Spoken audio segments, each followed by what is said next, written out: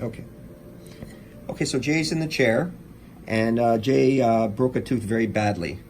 Very badly. And how did she break it? She bit on a fruit called a goa fruit. And it has there's a seed there, and I guess she wanted to chew the seed because it's something, I don't know why, maybe it tastes good, and she really banged up her tooth. And here it is, looking at it from underneath here. The whole side is gone, and it's a very bad fracture.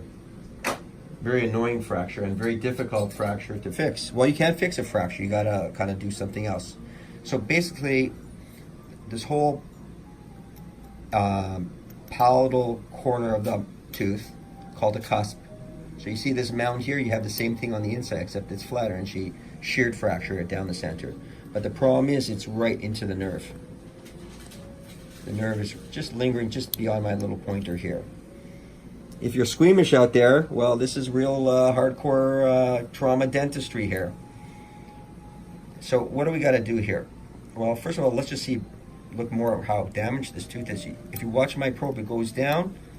You see how when it goes down, it doesn't go out. It actually goes more vertical. So it's quite a deep fracture, and it's actually what I would say at the level of the bone.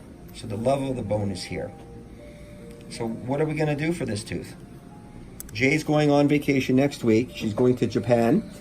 It's a big milestone for her. She's turning 80 years old, and her daughter bought her a ticket to Japan. And that's a big, big trip for anybody. And she, of course, she desperately needs this tooth fixed, and we're going to accommodate her because I want to. So what are we going to do for this tooth? Well, we're going to do a lot of things for this tooth.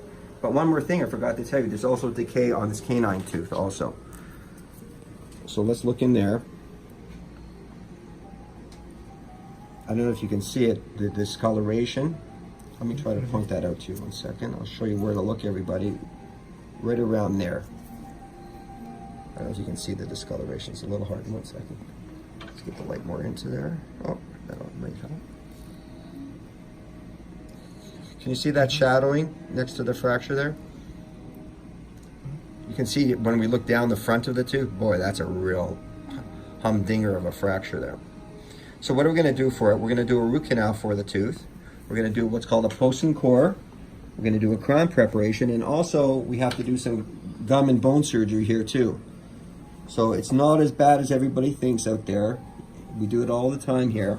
And what I have to do is, when I do my crown preparation, I have to establish a margin for the crown preparation. The thing is, the bone cannot be level with my margin. It has to be below it. So when I take my impression, I get the lip of the impression over the edge of the margin, so that that can make me a dynamite crown.